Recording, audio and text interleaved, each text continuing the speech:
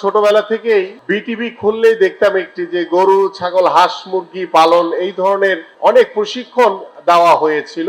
এটা এখনো অনেকাংশে চলমান রয়েছে, বাট বর্তমানে আমাদের জেনজি প্রজন্ম কিংবা আমাদের বর্তমান প্রেক্ষাপটে আমরা যেটিকে সবচেয়ে বেশি গুরুত্ব দিচ্ছি সেটি হচ্ছে আমাদের যুবকদের কিভাবে স্বাবলম্বী করা যায়, কিভাবে স্বাবলম্বী করার মাধ্যমে তার পরিবারকে স্বাবলম্বী করা যায়, এবং সেই নতুন উদ্যোক্তা তৈরির জন্য এবং নতুন উদ্যম নিয়ে কাজ করার জন্য আমি মনে করি যে আজকে এই সুখের খামার তারা যে কার্যক্রম হাতে নিয়েছে আমার কাছে সত্যি ভালো লেগেছে।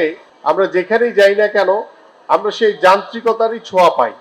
সেই জায়গা থেকে আমাদের বর্তমান প্রজন্ম বা আমাদের ভবিষ্যৎ প্রজন্ম তারা কতটুকু অ্যাগ্রো ট্যুরিজমকে একসেপ্ট করবে সেটা সম্পর্কে আমার ধারণা নাই, বাট আমি ব্যক্তিগতভাবে বা আমার মতো যারা রয়েছেন এখানে আমার কাছে মনে হয় যে এই শহরের যে কোলাহল যান্ত্রিক জীবন থেকে যখন যদি আমরা একটু গ্রাম্য পরিবেশে এই ধরনের একটি উপভোগ্য স্পেস যদি আমরা পাই তাহলে আমার কাছে মনে হয় যে কিছুটা হলেও আমরা স্বস্তির নিঃশ্বাস ফেলতে পারবো, পিওর অক্সিজেন পেতে পারবো আমরা।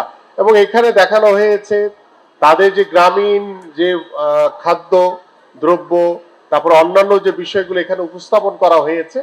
আমার কাছে মনে হয় যে এটি বাংলাদেশে ইনিশিয়ালি আপনাদের কষ্ট হবে একটু, বাট এটাকে নিয়ে যদি আপনারা ধরে রাখেন, আপনি যদি কাজ চালিয়ে যান, খুব বেশি দিন নাই যে এটি বাংলাদেশের প্রত্যেকটি গ্রামে গ্রামেই আমরা দেখতে পাবো যে অনেকে নিজেরাই উদ্যোক্তা হয়ে তারা এরকম একটি এগ্রো ট্যুরিজম তৈরি করেছে।